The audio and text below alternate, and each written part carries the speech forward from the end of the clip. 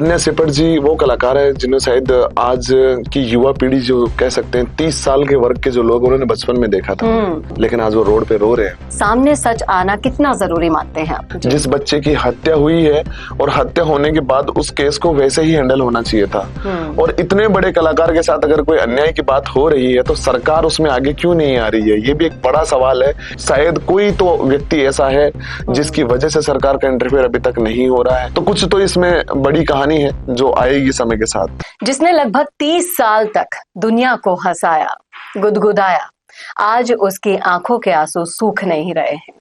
उनके बेटे के साथ क्या हुआ है ये जानने का हक उनको है, लेकिन कौन सी है वो ताकतें जो ये सब करवा रही है, रोक रही है, साजिशें कर रही है?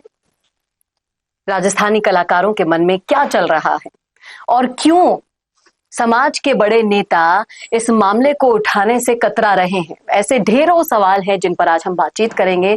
स्टूडियो में मेरे साथ राजस्थानी कलाकार मौजूद हैं, राजवीर जी, जिन्होंने दर्जनों फिल्मों में काम किया चुका है।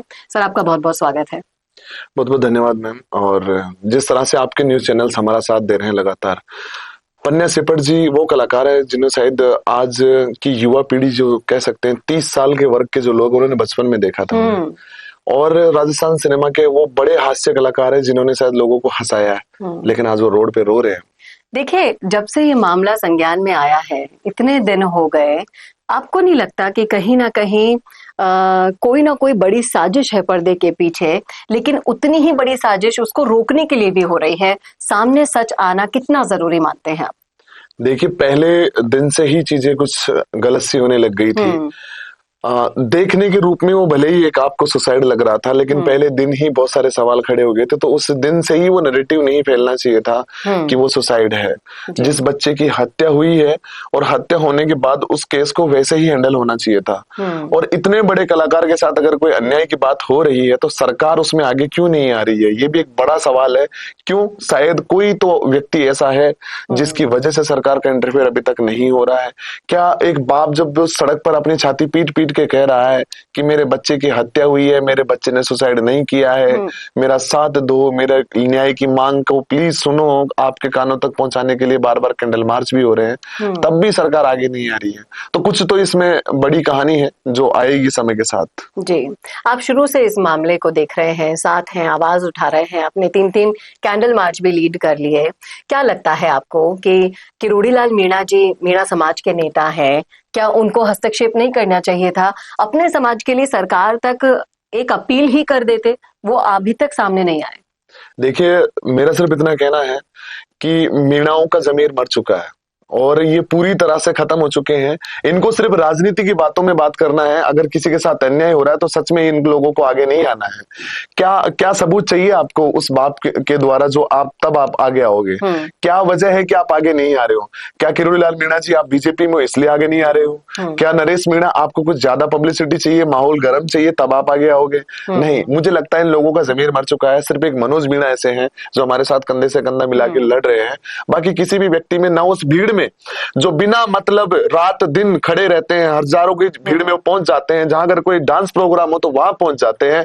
आप तिलक नगर के अंदर कोई कार्यक्रम करवा दीजिए, नाचने वाले बुला लीजिए, ऐसी भीड़ आएगी कि वहां पांव रखने को जगह नहीं मिलेगी। यही मीणाओं के बच्चों की। लेकिन आज जब एक कलाकार के साथ अन्याय हो रहा है, वो रोड पे रो रहा है, गिड़गिड़ा रहा है, भीख मांग रहा है कि मेरे बच्चे को न्याय दे दो, तब एक सिंगल व्यक्ति वहां पर नहीं है। ये बिल्कुल सही कहा आपने, और बहुत बड़ा सवाल यहाँ पर संवाद के प्लेटफॉर्म पे इन्होंने उठा दिया है कि नेता जब तक अपना राजनीतिक स्वार्थ चमकने वाली चीज नहीं देखते तब तक एंट्री करते ही नहीं है।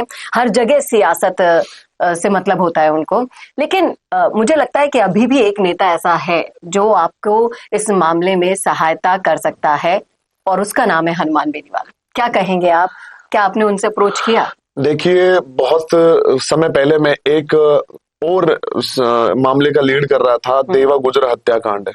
मैंने हर घर हर दस्तक को टकराया और खटखटाया, मैंने बातचीत करने की कोशिश करी। एक दरवाजा ऐसा था हनुमान बेनीवाल का, जहां पर पहुंचने पर हमें वहां पर बातचीत नहीं मिली, साथ मिला। उन्होंने कहा कि आप जाइए और आपको जो करना है कीजिए, हनुमान बेनीवाल आपके साथ में खड़ा है और हर परिस्थिति में खड़ा है, बस तुम जाओ, ये मेरे मोबाइल नंबर है, जब मन करे रात में कोई परेशान करे मुझे फोन करना। उसमें मैंने वहां प्रोटेस्ट में 2 बार रैली करवाई है, एक इतनी सी आंच उन रैलियों में नहीं आने दी हनुमान बेनीवाल जी ने। तो हमें पता है उस व्यक्ति का कितना बड़ा योगदान रहता है आम आदमी के साथ में। और 2 बार अभी मेरे पास इस मामले को लेकर भी उनके फोन आ चुके हैं और वो ये कह रहे हैं कि जब मेरी जरूरत हो मुझे आवाज लगाना, मैं तैयार हूं। तो हनुमान बेनीवाल से तो किसको उम्मीद नहीं रहती है मैडम। ये बिल्कुल सही कहा आपने, और वो हमेशा उम्मीदों पर खरे उतरने वाले इंसान है और हर बार वो साबित भी कर देते हैं। तो आने वाले दिनों में क्या लगता है कि अगर सरकार आपको सपोर्ट नहीं करती है तो क्या आप लोग बड़ा आंदोलन करने की तैयारी कर रहे हैं? हमारा उद्देश्य कहीं पे भी सरकार के खिलाफ नहीं है, शुरू से ही हमारा उद्देश्य सरकार के खिलाफ नहीं है। हम सरकार की बहुत, जो भी सत्ता में रहे, चाहे कांग्रेस रहे बीजेपी रहे, हमारे लिए सही है सारी सरकारें। लेकिन अगर हमारी कोई बातें ही नहीं सुनेगा तो हम किससे पुकार लगाएंगे, हम विरोध किसका करें, हम किससे बात करें? हम सरकार का ही तो विरोध करेंगे जो सत्ता में हो, चाहे वो बीजेपी की हो चाहे कांग्रेस की हो। लेकिन समस्या ये है कि गूंगी बहरी सरकार से हम आवाज लगा रहे हैं बार बार में, और हम उम्मीद है हमें आने वाले समय में कि जिन लोगों का नाम आप जैसे ले रहे हो और दुनिया समझ रही है, उनमें से कोई बड़ा लीडर हमारे साथ आएगा। देखो सबसे बड़ी समस्या तो ये है कि एक कलाकार जो होता है ना, वो रोज कमाता है, रोज खर्च करता है। आज वो कलाकार सालों तक काम नहीं कर पाएगा इस परिस्थिति के अंदर।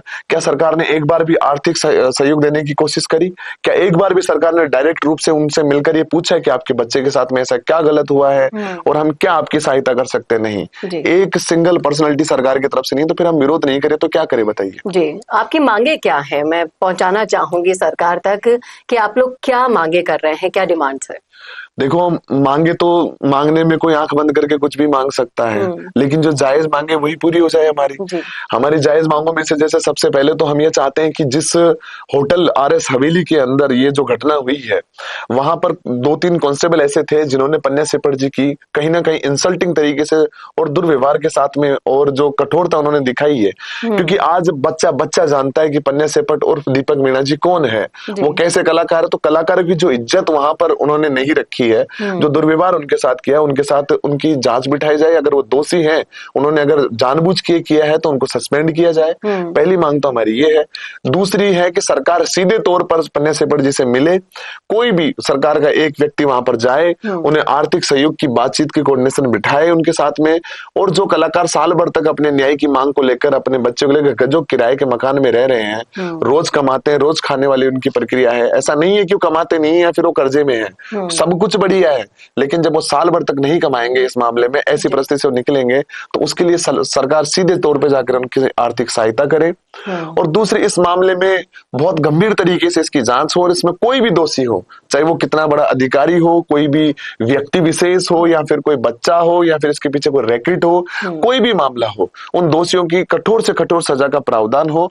और हमारी जो मुख्य मांग है कि हमारे पन्या सेपट जी की भूमि आवंटन की गई थी पिछले सरकार के अंदर, कलाकारों को जमीन दी गई थी, प्लॉट दिए गए थे, जैसे कि बहुत कलाकार हैं, उनमें से गुलाबो जी हैं, कंचन सपेरा जी हैं। पन्या सेपट जी की एक फाइल लगी थी जिसमें उनको प्लॉट आवंटित किया गया था, एक भूमि आवंटित की गई थी, लेकिन वो आज तक भी जमीन स्तर पे नहीं दी गई है। देखिए, कलाकारों को बहुत हल्के में ले लेती है सरकार, जबकि वो देश विदेश में नाम रोशन करते हैं आपका, और जब उन्हें सम्मान देने की बारी आती है, उनके लिए लड़ाई लड़ने की बारी आती है, तब न जाने कहां दफन हो जाते हैं इनके जज्बात, समझ नहीं आता।